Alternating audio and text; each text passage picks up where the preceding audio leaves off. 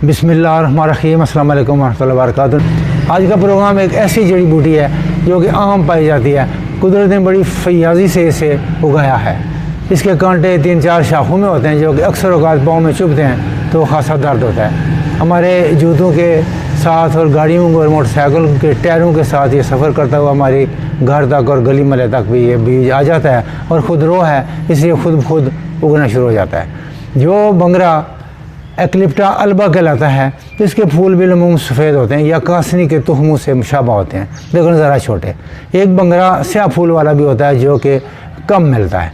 बंगरा की मुख्तलिफ चंद शक्लों और मुख्तलिफ रंग के फूलों के अफ़ाल कुछ न कुछ एक दूसरे से मुख्तलिफ हैं। बंगरा के पत्ते पुदीना से मिलते जुलते हैं। ये बंगरा है नाज़रीन जिसके पत्ते पुदीना से मिलते जुलते हैं और ये ज़मीन पर फराश होता है, ये भी इसी तरीके से होता है। तो इसके कांटे फ़िलहाल कच्चे हैं, इसलिए ये इतने चुभते नहीं है, वरना तो इसको ऐसे हाथ लगाना बड़ा मुश्किल होता है। ये इसके कांटे और इसके पत्ते जो हैं ये पुदीना जैसे होते हैं, पुदीना के मुशाबा होते हैं। ये भी बंगरा है, लेकिन ये मैंने देखा है कि बहुत कम इस्तेमाल होता है, मुस्तमल नहीं है इतना ज़्यादा। कुछ हुक्मात रात इस्तेमाल करते होंगे इसे। तो ये मुसफ़ी खून भी है, ये खून को साफ़ करता है और मुकव्वी बा भी है। बंगरा स्याह जो है ये बालों को स्याह करने के लिए उम्दा ख्याल किया जाता है। आज का मौजू जो है वो है खार खिस्क, टेरिबुलस टेरिस्टिस। इसे पंजाबी में पखड़ा कहते हैं, संस्कृत में से गोखरू कहते हैं और इसी को फ़ारसी में खार खिस्क कहते हैं, सिंधी में पखड़ू और अंग्रेज़ी में से स्मॉल कैल्ट्रोपिस सीड्स ऑफ कहते हैं। ये खुदरो बूटी है और इसी का जिक्र मैंने शुरू में किया था। और इसके चने बराबर खारदार कांटे चुभने में अपना सानी नहीं रखते। एक दफ़ा एड़ी में चुभ जाए तो खून निकल आता है और ख़ासी देर तक दर्द आता है। इसका पौधा ज़मीन पर फराश होता है।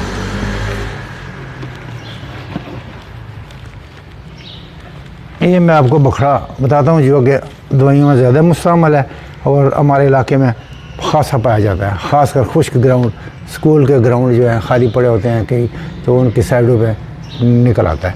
तो इसके ऊपर भी, इस पर भी ये बीज लगते हैं और ये बीज जो है ये फ़िलहाल तो ये बीज इस तरह है, ये बड़ा नरम हाथ रख सकता है, लेकिन जब इसके ऊपर 3-4 कांटे लग जाएंगे तो फिर ऐसे टच भी नहीं हो सकेगा। तो ये ज़मीन पर पड़े होते हैं, ये खांसी चुभने वाले बीज होते हैं। तो ये जो है इसके पत्ते जो हैं, इसके पत्तों का साग भी पका कर खाया जा सकता है और उसके अफ़ाल बहुत अच्छे हैं। तो ये खार खिस्क जो है पखड़ा, ये देख रहे हैं ये किस तरह पूरा एक इतना बड़ा बूटा, इतना बड़ा होता है ये पौधा और ख़ासा बड़ी मतलब है कि चंद बूटे अगर आप उखाड़ लें तो आप घर में साग भी पका कर खा सकते हैं और इसके फ़वाइद जो हैं वो बेशुमार हैं। मैं इसके फ़वाइद अभी आपको बताऊँगा। ये आप गौर से देख लें, नज़दीक से भी देख लें। इसके पत्ते इस तरह होते हैं, इसके पत्ते बिल्कुल चने के पत्तों से मुशाबा होते हैं। जिस तरह चने नहीं उगाए जाते खेतों में, तो उसके पत्ते बिल्कुल चने जैसे होते हैं। ये देख लें आप।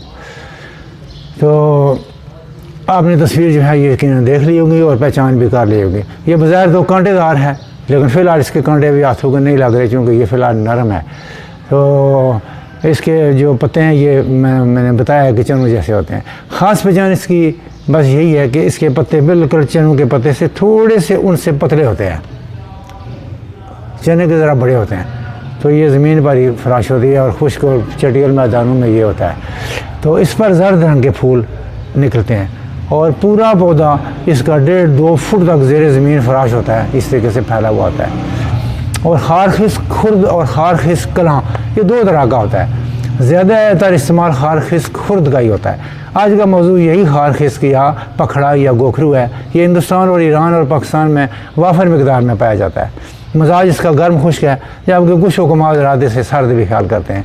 अब इसके फ़वाइद में बताकर आपको नॉलेज देना चाहता हूँ। ये पेशाब को खोल कर लाता है, यानी वाफर मकदार में ये पेशाब को खोलता है। इसी तरह ख़वातीन में हैज़ को खोलता है, लिकोरिया में भी ये मुस्तमल है और इसका फ़ायदा मिलता है।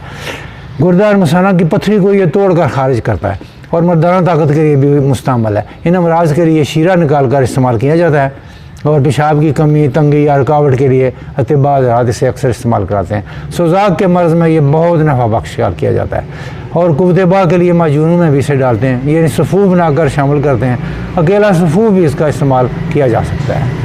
अगर इसके इस्तेमाल से कोई मामूली तकलीफ़ या कोई अनवांटेड सा इफेक्ट आ जाए तो जो कि मकदार की खुराक की ज़्यादती की वजह से हो सकता है। अगर आप नॉर्मल मकदार खुराक रखें तो कभी कुछ नहीं होता।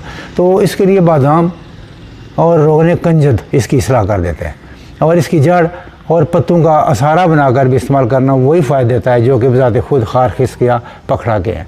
और इसकी खुराक जो है ये सिर्फ 5 माशा था 7 माशा है जी। ये नकरस यानी छोटे जोड़ों का दर्द और आम जोड़ों के दर्द में भी मुफीद है, जैसा कि मैं पहले बता चुका हूँ कि पेशाब के अमराज में बिलखुसूस मुफीद है।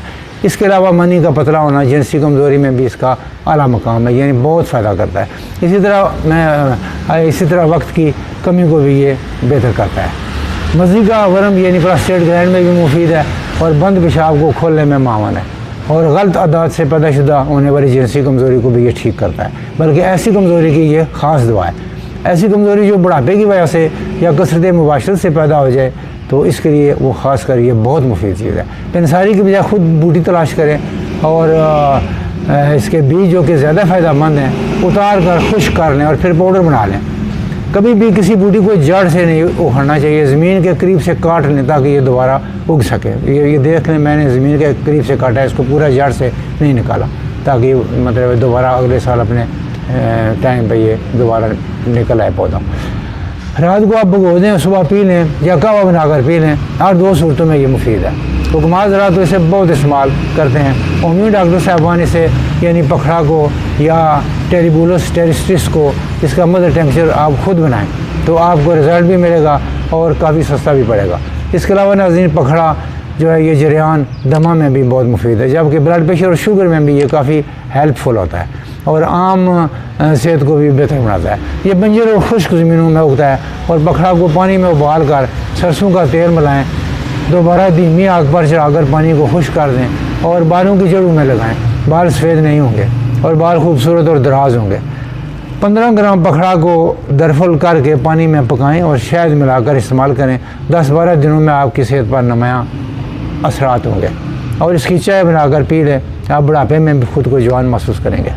और पखड़ा को पीस कर यानी कि इसके बीजों को पीस कर तो आप कैप्सूल भी भर सकते हैं और सुबह शाम एक एक कैप्सूल इस्तेमाल किया जा सकता है। पानी के बजाय दूध बेहतर होगा, दूध के साथ रहना ज़्यादा बेहतर होगा। और ऐसा भी कमज़ोरी के लिए ये कैप्सूल बेहतरीन होंगी। कमर के दर्द में गोखरू और जो खार गुर्दा मसाना की जुमला तकालीफ में बहुत मुफीद है। आधा चम्मच छोटी सुबह शाम इसका पाउडर बनाकर आप ले सकते हैं। दूध के साथ लें तो ज़्यादा मुफीद है। अगर इसे देसी घी में ब्राउन कर लें तो क्या कह लें, कमर के दर्द, पट्ठों के दर्द और कमज़ोरी में मुफीद होगा। यानी कि अगर आप इसको ब्राउन कर लें देसी घी में और फिर इसको बिल्कुल ड्राई हो जाएगा, फिर आप इसको ग्राइंड करके तो अगर ये लें तो ये ज़्यादा मुफीद है और ज़्यादा सेफ़ है। 20 ग्राम गोखरू को 1 पाव पानी में उबालें और सुबह शाम पी लें, गुर्दे की पथरी खारिज होगी। जिगर के अमराज में काली मिर्च मिला लें। कुछ हुक्मा का तजर्बा बताता है कि यूरिया और क्रेटिनिन भी बेहतर हो जाते हैं, यानी कि गुर्दे अपना काम सही करना शुरू कर देते हैं। ज़ाहिर ये गुर्दों की सफाई जो करता है तो फिर गुर्दे तो अपना काम सही करना शुरू हो जाएंगे। तो नाज़रीन, ये था आज का प्रोग्राम गोखरू, पखड़ा, खार खिसक के बारे में। ये एक ही चीज़ है। उम्मीद है आप शेयर, लाइक और सब्सक्राइब करेंगे और दोस्तों को भेजेंगे। मुमकिन है किसी के गुर्दों की सलाह हो जाए, किसी को ताकत मिल जाए और वो आपको वो दुआएं देंगे। अल्लाह ताला आपको और अहल खाना को और मुख्तलिफ बीमारियों से और नागानी आफात से महफूज रखें और दुआओं में याद रखें। तो अल्लाह ताला आपका हामी नासर हो। हकीम और डॉक्टर काजी फ़ज़ल हक सिद्दीकी को इजाज़त दीजिए। अल्लाह हाफ़िज़। पाकिस्तान ज़िंदाबाद।